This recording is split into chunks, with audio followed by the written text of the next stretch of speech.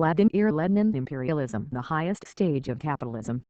Written, January, June, 1916. Source, Selected Works, Volume 1, pages 667-766. First published, early 1917. Online version, Lenin Internet Archive. Marxists.org. 1999. Transcription / markup, Tim Delaney. Next section. Table of Contents for Imperialism. Collected Works Volume 22. Lenin Works Archive. Marxist Writers Archive.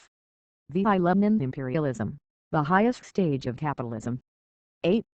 Parasitism and Decay of Capitalism. We now have to examine yet another significant aspect of imperialism, to which most of the discussions on the subject usually attach insufficient importance. One of the shortcomings of the Marxist Hilferding is that on this point he has taken a step backward compared with the non-Marxist Hobson.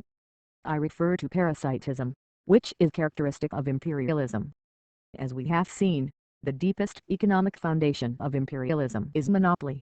This is capitalist monopoly, i.e., monopoly which has grown out of capitalism and which exists in the general environment of capitalism, commodity production and competition, in permanent and insoluble contradiction to this general environment. Nevertheless, like all monopoly, it inevitably engenders a tendency of stagnation and decay. Since monopoly prices are established, even temporarily, the motive cause of technical and, consequently, of all other progress disappears to a certain extent, and, further, the economic possibility arises of deliberately retarding technical progress. For instance, in America, the certain Owens invented a machine which revolutionized the manufacture of bottles. The German bottle manufacturing cartel purchased Owens's patent, but to hold it, refrained from utilizing it. Certainly, monopoly under capitalism can't never completely, and for a very long period of time, eliminate competition in the world market, and this, by the by, is one of the reasons why the theory of ultra-imperialism is so absurd. Certainly, the possibility of reducing the cost of production and increasing profits by introducing technical improvements operates in the direction of change. But the tendency to stagnation and decay, which is characteristic of monopoly, continues to operate, and in some branches of industry, in some countries, for certain periods of time, it gains the upper hand. The monopoly ownership of very extensive, rich or well-situated colonies operates in the same direction. Further, imperialism is an immense accumulation of money capital in a few countries, amounting, as we have seen, to 100,000 to 50,000 million francs in securities. Hence the extraordinary growth of a class, or rather, of a stratum of rentiers, i.e., people who live by clipping coupons, who take no part in any enterprise whatever, whose profession is idleness. The export of capital, one of the most essential economic bases of imperialism, still more completely isolates the rentiers from production and sets the seal of parasitism on the whole country that lives by exploiting the labor of several overseas countries and colonies. In 1893, writes Hodgson, the British capital invested abroad represented about 15% of the total wealth of the United Kingdom. Let me remind the reader that by 1915 this capital had increased about 2.5 times. Aggressive imperialism, says Hobson further on, which costs the taxpayer so dear, which is of so little value to the manufacturer and trader, is a source of great gain to the investor. The annual income Great Britain derives from commissions in her whole foreign and colonial trade, import and export, is estimated by Sir R. Giffen at £18 million, nearly 170 million rubles for 1899, taken at 2.5%, upon a turnover of £800 million. Great as this sum is, it cannot explain the aggressive imperialism of Great Britain, which is explained by the income of £90 million to £100 million from invested capital, the income of the rentiers. The income of the rentiers is 5 times greater than the income obtained from the foreign trade of the biggest trading country in the world. This is the essence of imperialism and imperialist parasitism. For that reason the term rentier state, rentier stock or usurer state, is coming into common use in the economic literature that deals with imperialism. The world has become divided into a handful of usurer states and a vast majority of debtor states. At the top of the list of foreign investments, says Schleizko-Evernuts, are those placed in politically dependent or allied countries. Great Britain grants loans to Egypt, Japan, China and South America. Her navy plays here the part of bailiff in case of necessity. Great Britain's political power protects her from the indignation of her debtors. to Sartorius von Waltershausen in his book, The National Economic System of Capital Investments Abroad, cites Holland as the model rentier state and points out that Great Britain and France are now becoming such. 3. Skilder is of the opinion that 5 industrial states have become definitely pronounced creditor countries: Great Britain, France, Germany, Belgium and Switzerland. He does not include Holland in this list simply because she is industrially little developed. For the United States is a creditor only of the American countries. Great Britain, says Schulisko Evernuts, is gradually becoming transformed from an industrial into a creditor state. Notwithstanding the absolute increase in industrial output and the export of manufactured goods, there is an increase in the relative importance of income from interest and dividends, issues of securities, commissions and speculation in the whole of the national economy. In my opinion, it is precisely this that forms the economic basis of imperialist ascendancy. The creditor is more firmly attached to the debtor than the seller is to the buyer. 5. In regard to Germany, A. Landsberg, the publisher of the Berlin Die Bank, in 1911, in an article entitled Germany, a Rentier State, wrote the following: people in Germany are ready to sneer at the turning to become rentiers that is observed in France. But they forget that as far as the bourgeoisie is concerned, the situation in Germany is becoming more and more like that in France. 6. The rentier state is a state of parasitic, decaying capitalism, and this circumstance cannot fail to influence all the socio-political conditions of the countries concerned, in general, and the 2 fundamental trends in the working class movement, in particular. To demonstrate this in the clearest possible manner, let me quote Hobson, who is a most reliable witness, since he cannot be suspected of leaning towards Marxist orthodoxy. On the other hand, he is an Englishman who is very well acquainted with the situation in the country which is richest in colonies, in finance capital, and in imperialist experience. With the Anglo-Boer War fresh in his mind, Hobson describes the connection between imperialism and the interests of the financiers, their growing profits from contracts, supplies, etc., and writes, while the directors of this definitely parasitic policy are capitalists, the same motives appeal to special classes of the workers. In many towns most important trades are dependent upon government employment or contracts. The imperialism of the metal and shipbuilding centers is attributable in no small degree to this fact. 2 sets of circumstances, in this writer's opinion, have weakened the old empires: 1. Economic parasitism and the formation of armies recruited from subject peoples. There is first the habit of economic parasitism, by which the ruling state has used its provinces, colonies, and dependencies in order to enrich its ruling class and to bribe its lower classes into acquiescence. And I shall add that the economic possibility of such bribery, whatever its form may be, requires high monopolist profits. As for the second circumstance, Hobson writes, one of the strangest symptoms of the blindness of imperialism is the reckless indifference with which Great Britain, France and other imperial nations are embarking on this perilous dependence. Great Britain has gone farthest. Most of the fighting by which we have won our Indian Empire has been done by natives. In India, as more recently in Egypt, great standing armies are placed under British commanders. Almost all the fighting associated with our African dominions, except in the southern part, has been done for us by natives. Hobson gives the following economic appraisal of the prospect of the partitioning of China. The greater part of Western Europe might then assume the appearance and character already exhibited by tracts of country in the south of England, in the Riviera and in the tourist ridden or residential parts of Italy and Switzerland, little clusters of wealthy aristocrats drawing dividends and pensions from the Far East, with a somewhat larger group of professional retainers and tradesmen and a larger body of personal servants and workers in the transport trade and in the final stages of production of the more perishable goods. All the main arterial industries would have disappeared, the staple foods and manufactures flowing in as tribute from Asia and Africa. We have foreshadowed the possibility of even a larger alliance of Western states, a European federation of great powers which, so far from forwarding the cause of world civilization, might introduce the gigantic peril of a Western parasitism, a group of advanced industrial nations, whose upper classes drew vast tribute from Asia and Africa, with which they supported great tame masses of retainers, no longer engaged in the staple industries of agriculture and manufacture, but kept in the performance of personal or minor industrial services under the control of a new financial aristocracy.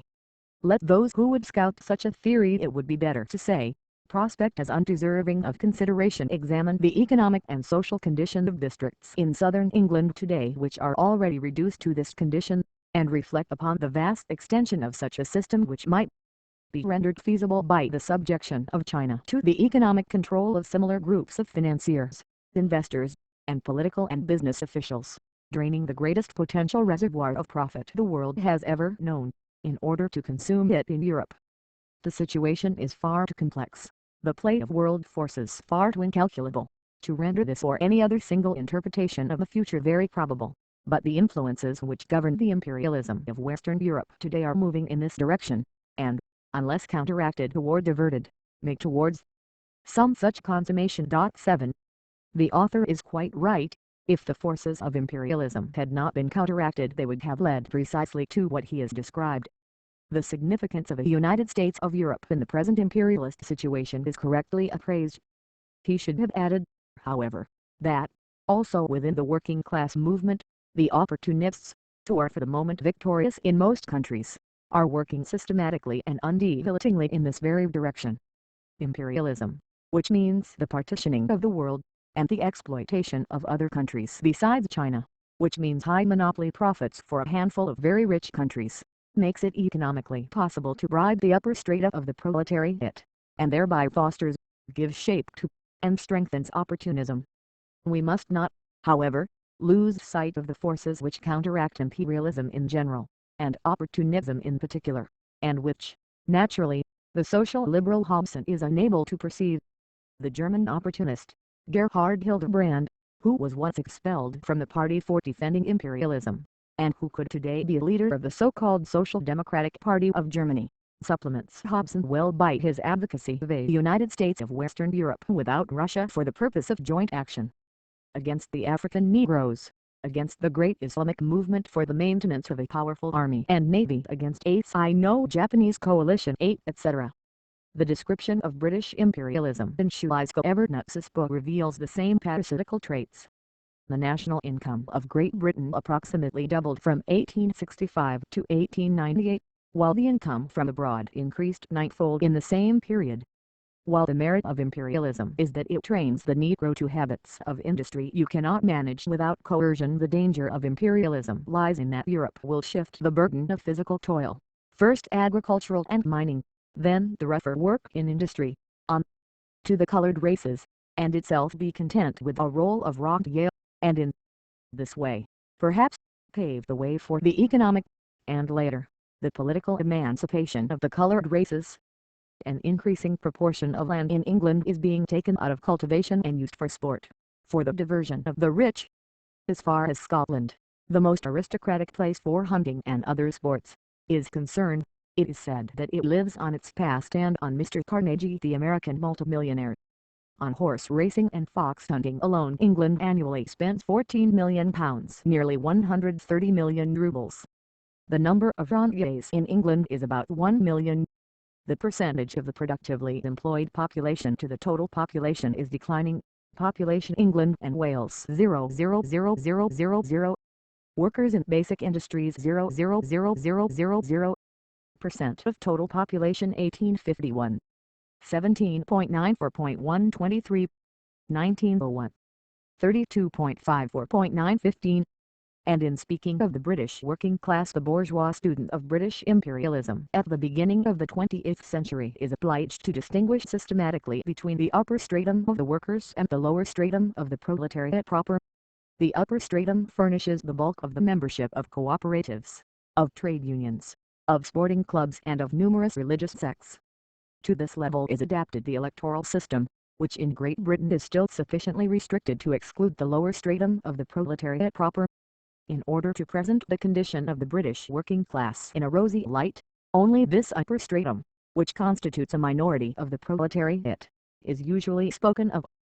For instance, the problem of unemployment is mainly a London problem, and that of the lower proletarian stratum, to which the politicians attach little importance. 9. He should have said, to which the bourgeois politicians and the socialist opportunists attach little importance. One of the special features of imperialism connected with the facts I am describing, is the decline in emigration from imperialist countries and the increase in immigration into these countries from the more backward countries where lower wages are paid. As Hobson observes, emigration from Great Britain has been declining since 1884. In that year the number of emigrants was 242,000 while in 1900, the number was 169,000.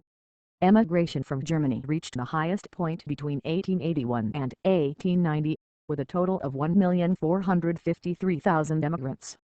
In the course of the following 2 decades, it fell to 544,000 and to 341,000. On the other hand, there was an increase in the number of workers entering Germany from Austria, Italy, Russia and other countries.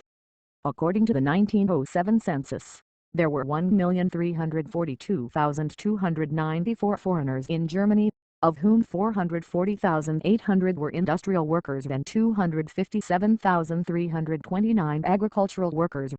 10 in France. The workers employed in the mining industry are, in great part foreigners, Poles, Italians and Spaniards. 11 in the United States.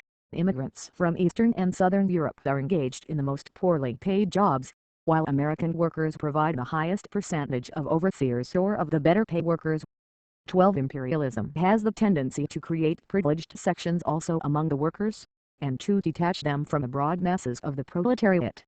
It must be observed that in Great Britain the tendency of imperialism to split the workers, to strengthen opportunism among them and to cause temporary decay in the working class movement, revealed itself much earlier than the end of the 19th and the beginning of the 20th centuries, for 2 important distinguishing features of imperialism were already observed in Great Britain in the middle of the 19th century: vast colonial possessions and a monopolist position in the world market.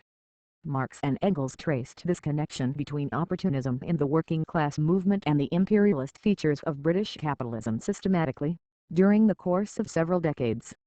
For example, on October 7, 1858, Engels wrote to Marx, "The English proletariat is actually becoming more and more bourgeois, so that this most bourgeois of all nations is apparently aiming ultimately at the possession of a bourgeois aristocracy and a bourgeois proletariat alongside the bourgeoisie. For a nation which exploits the whole world this is of course to a certain extent justifiable." Almost a quarter of a century later, in a letter dated August 11, 1881, Engels speaks of the worst English trade unions which allowed themselves to be led by men sold to, or at least paid by, the middle class. In a letter to Kautsky, dated September 12, 1882, Engels wrote, "You ask me what the English workers think about colonial policy. Well, exactly the same as they think about politics in general. There is no workers' party here, there are only conservatives and liberal radicals, and the workers gaily share the feast of England's monopoly of the world market and the colonies." 13. Engels expressed similar ideas in the press in his preface to the second edition of The Condition of the Working Class in England, which appeared in 1892. This clearly shows the causes and effects. The causes are: 1. Exploitation of the whole world by this country, to its monopolist position in the world market. 3. Its colonial monopoly. The effects are: 1. A section of the British proletariat becomes bourgeois, to a section of the proletariat allows itself to be led by men bought by, or at least paid by, the bourgeoisie. The imperialism of the beginning of the 20th century completed the division of the world among a handful of states, each of which today exploits in the sense of drawing superprofits from a part of the whole world only a little smaller than that which England exploited in 1858. Each of them occupies a monopolist position in the world market thanks to trusts, cartels, finance capital and creditor and debtor relations.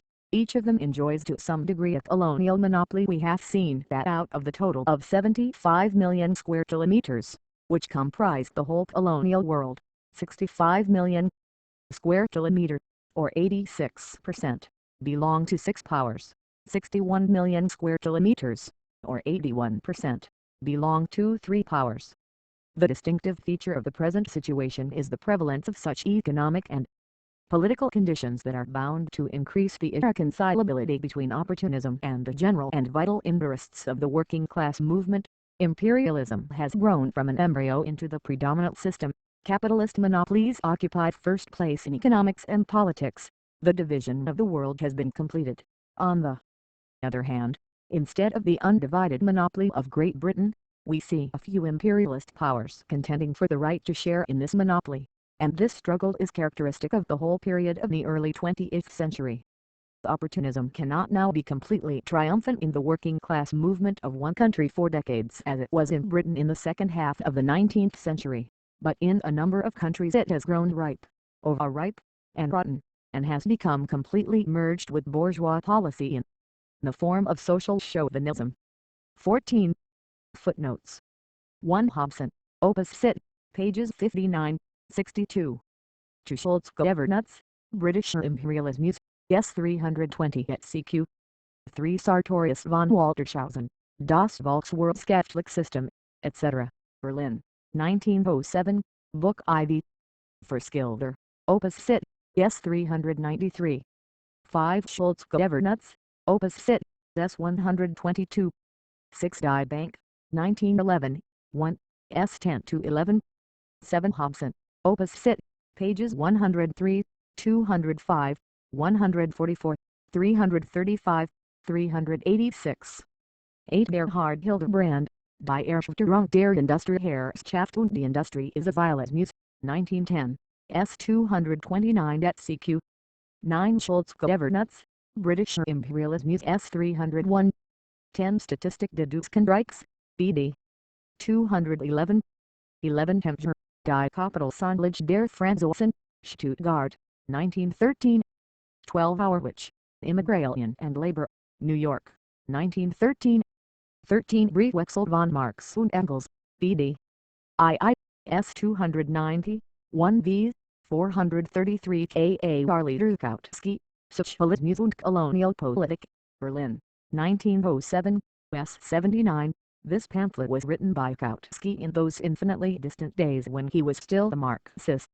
14. Russian social chauvinism in its overt form, represented by the Potrasavis, Chikankelis, Maslots, etc., and its covert form Chkhids, Skobelov, Axelrod, Martov, etc. also emerged from the Russian variety of opportunism, namely, liquidationism.